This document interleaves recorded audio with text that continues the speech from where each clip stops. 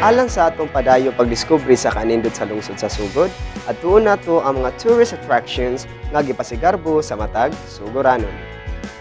First stop, Binalio Spring. 5 minutos gikan sa eskina Bagatayam, Sitio Riverside, mahimong musakay og habal-habal nga dunay pliti nga 8 pesos lang. Makita ibabaw sa spring kining grotto sa Our Lady of Lourdes. Gingong milagroso ang maong spring.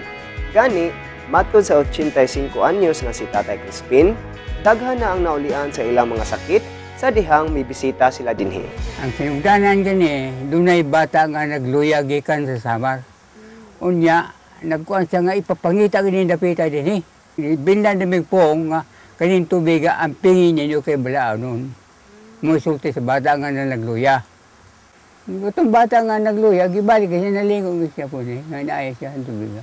Muna nga, gibaliw bata nga, gibaliw.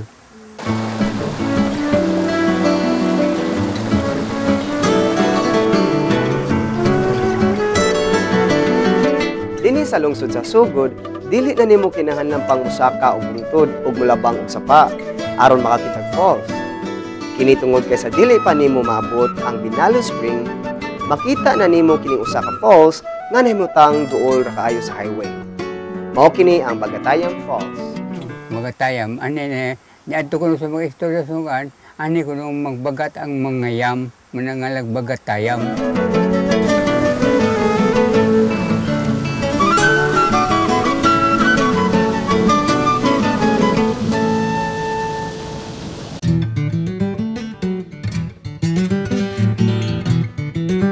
Ang probinsya sa Sugbo abunda sa mga langob.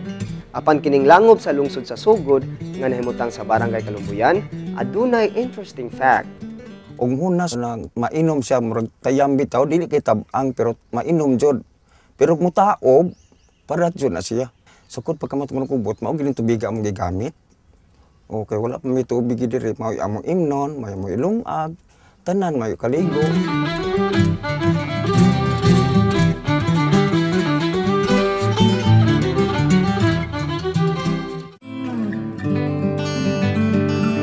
Alang ni atong trip ang history of astronomy, makita ang ordinaryong tan-awon apan historically significant nga astronomical platform dinhi sa Sugod Central School.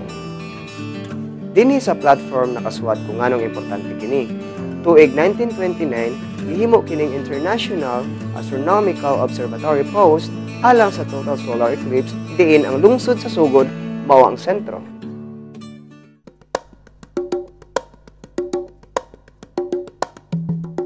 Dinhi sa Sitio Luwagon, Barangay Kabangalan, makita kining karaang mga lungon nga adunay sulod nga skeleton. Originally, mga hanging coffins ni sila. Apan sa nanglabay ng panahon, gipahilo na kinig tarong aron malikayan ang pagdugta sa mga kahoy nga gisudlan sa mga skeletons. Ang maong luna gipanag-iya sa usa ka pribadong pamilya. So kung gusto mo bisita, pakikita lang sa tourism office aron kamo maubanan.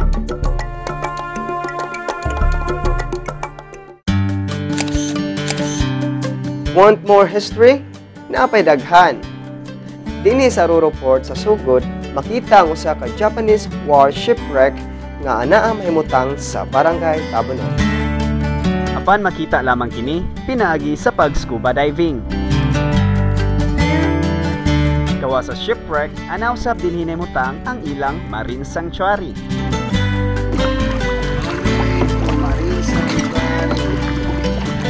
Oni ang Marine Free Sanctuary dinhi sa Barangay Damulog. Onya, it's a 5 hectares daw ang gidakon sa area.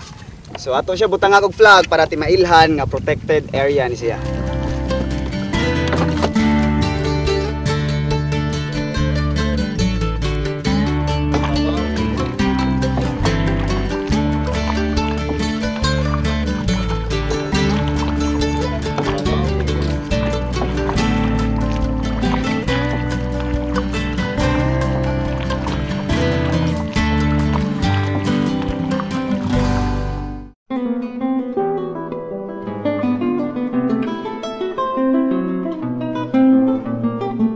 Meet Arturo Tenefrancia, o mas naila sa iyang angga nga engineer.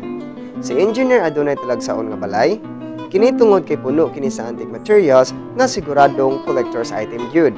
Sa among pag-ihap, maabot sa 50 ngadto sa 60 ka antique pieces ang anaa sulod sa iyang balay. Maong gitawag kini nila og heritage casa.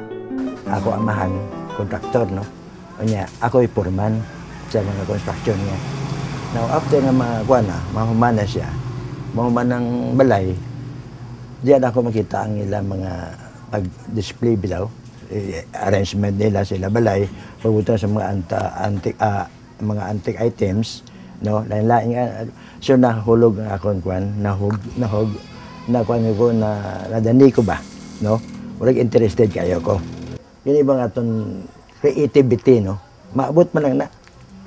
Dili man, why man ako ning pasuon? Wa ko gasuon. Akon ka ugalingon lang, no? Ako gipang revise ang naa sa kuan dia sa mga butang dia nya ako subon.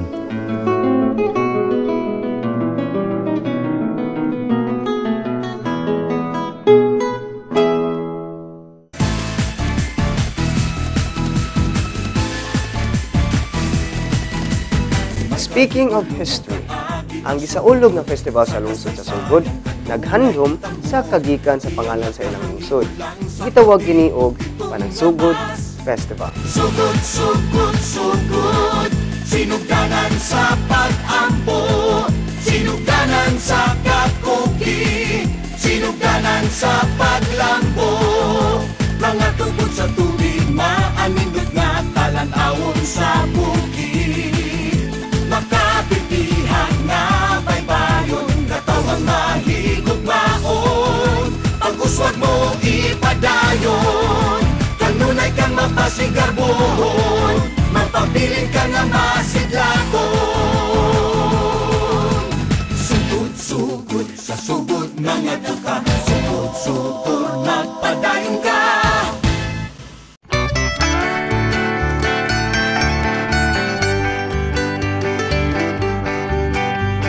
Ang kabukiran sa Sugod, dunay gitago nga bandi nga nakatabang sa agrikultura, ingon man naghatag og maanindot nga talanawon.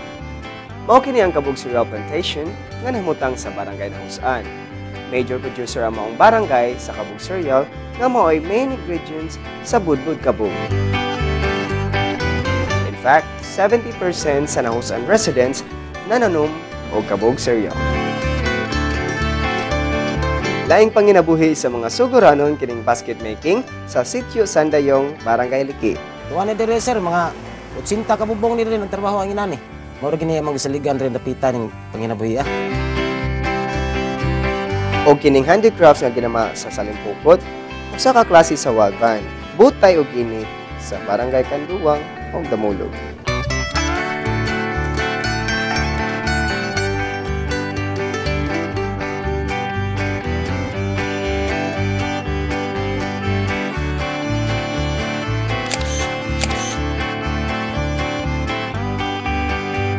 Aduna essential craft industry nga ana sa Barangay Tabunok.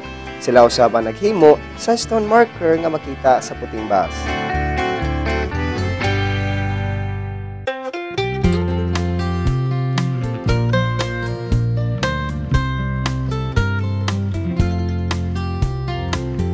Sa unang pagtan-aw, usa lamang kahilom ug kalma nga lungsod ang Sugod.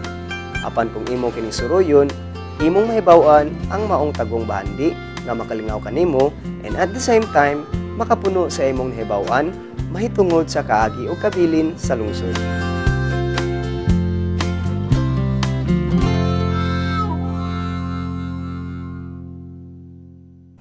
Nahuman na ginato og libot suroy ang lungsod sa Sugod, gikan sa nagkadaiyang maanindot kayo nga talan-awon og mga tourist attractions. Di ba angay lang gyud nato kining ikapasigarbo? Mga suroyan, ako si Matt. Hangtod sa sunod higayon sa pagdiskubre sa nakalanlaing talan-awon gikan sa mga maanindot kayo nga lungsod ug syudad dinhi sa lalawigan sa Sugbo. Dinhi lang sa atong programa nga para gyud natong mga laagan nga ganahan ug hilig kaayo mag. Suroy-suroy.